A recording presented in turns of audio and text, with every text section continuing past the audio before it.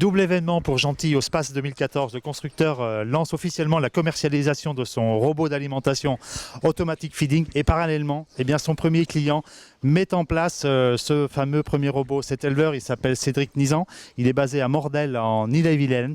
Il élève 70 vaches laitières ainsi que des taurillons et je vous propose d'aller maintenant à sa rencontre pour nous parler de l'Automatic Feeding.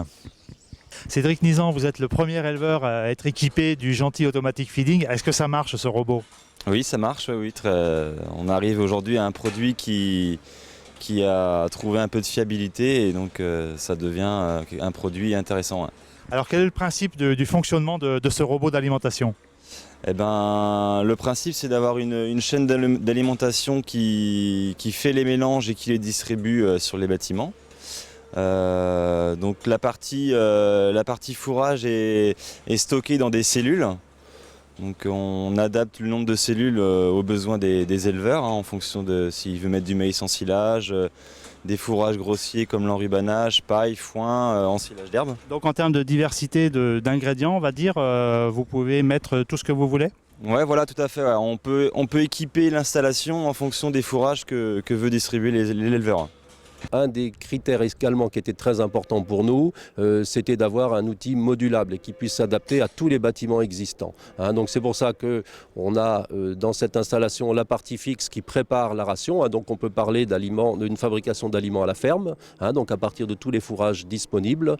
Ensuite, il y a un automate de distribution qui lui est une remorque distributrice qui elle fonctionne par un système de guidage au sol. Alors, combien de bâtiments ici sont desservis par le chariot? Et nous, il dessert 3 bâtiments, un bâtiment pour les génisses, un bâtiment pour les vaches laitières et un bâtiment pour l'atelier taurillon. Combien de tournées par jour?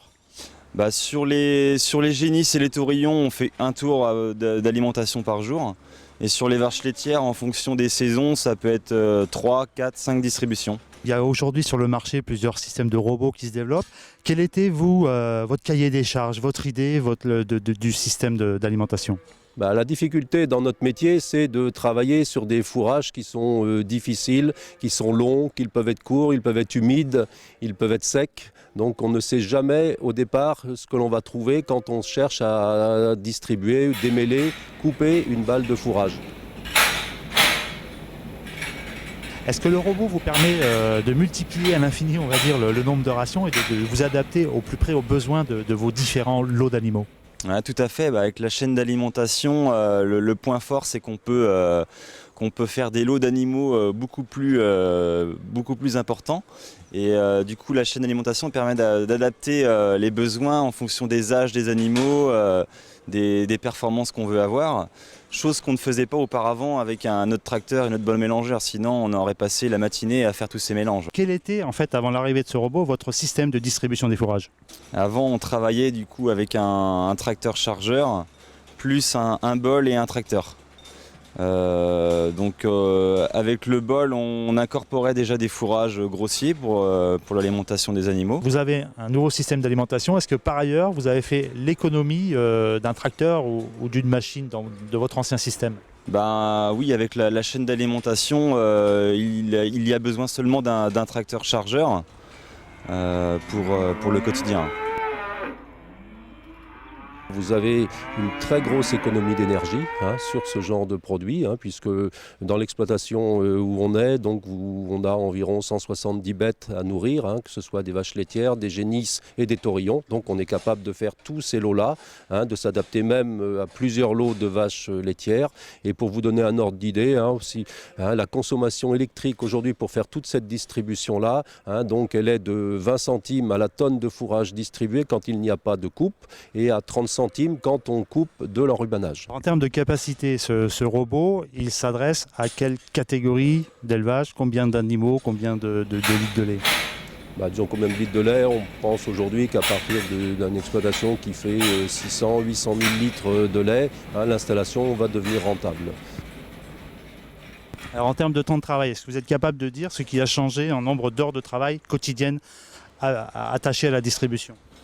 Sur le travail au quotidien, l'astreinte a diminué.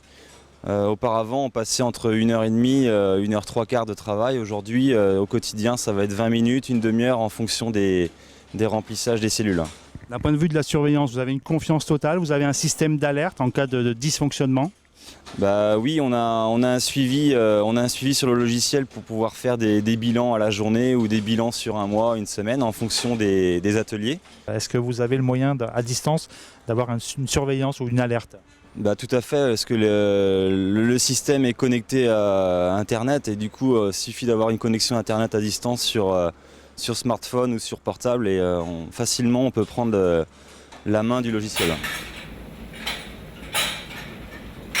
Un automate de paillage, est-ce que c'est quelque chose auquel vous réfléchissez ou pas? Ça fait partie des projets, bien sûr, puisque ça fait partie aussi de notre cahier des charges initial. Mais bon, on n'a pas, je dirais, on va d'abord terminer tout ça. Bon, il n'est pas exclu à l'avenir que l'on travaille sur une option paillage.